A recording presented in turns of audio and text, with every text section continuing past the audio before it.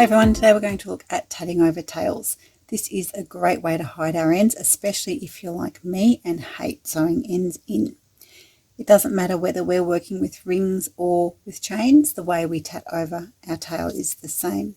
I'm going to start with a knotless ring. So wrap your hand for a ring and bring your tail up from the back. Wrap your hand for a ring and bring your tail up from the back. You want roughly 3 to 4 centimeters long for your tail, a little bit over an inch. If it's much longer than that, it's just going to want to fall down. It's going to be awkward to work with. It doesn't need to be very long. But in saying that, if it's any shorter, it will also be awkward to work with. So 3 to 4 centimeters is a really good length. We want our tail to run with our core thread. So make the first half of the double stitch, pop that tail through the same loop.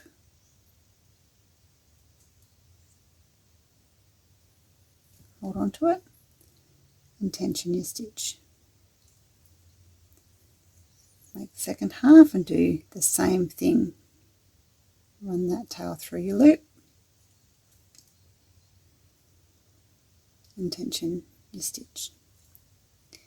Take note of your tension. You'll need to pull a little bit tighter to accommodate for the extra thickness of the tail thread running with your core thread.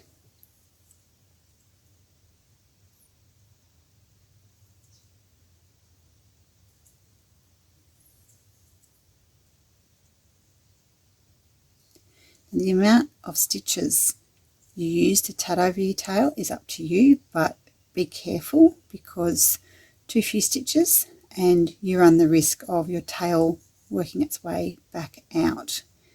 And too many stitches, there's a possibility it could end up looking quite chunky. So I like to use between 5 to 8 stitches. Sometimes you only have a small stitch count because of your pattern, but if I have a choice, I prefer to use about 8.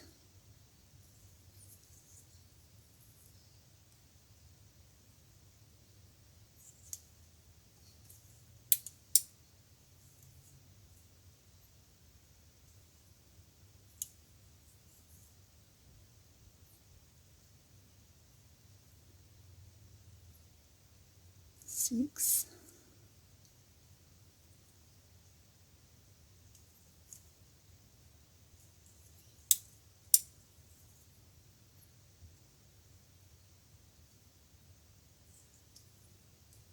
Now on our 8th stitch, we're going to end our tail in the middle of the double stitch. So make the first half, pop your tail through,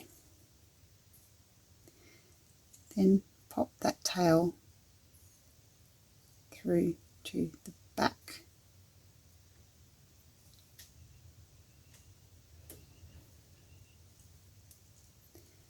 Make the second half without the tail.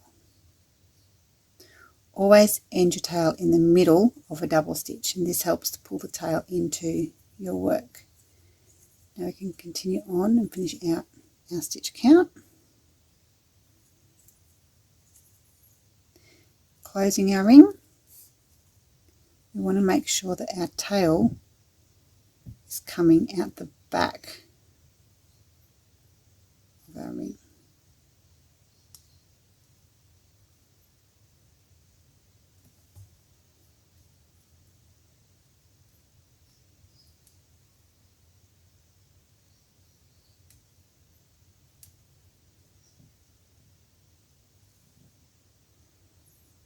Turn it over.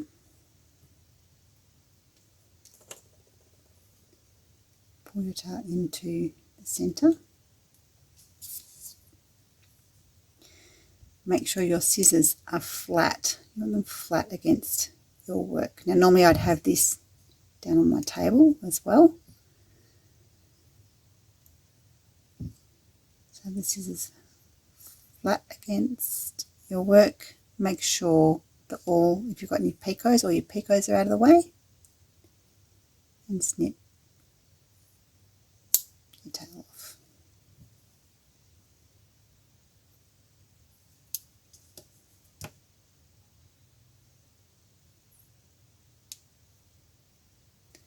Now I always separate my tails. You can run two together, but this is what happens.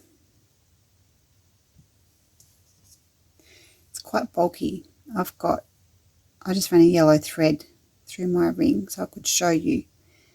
We've got two tails up to this point, then one tail up to the yellow, and nothing through here.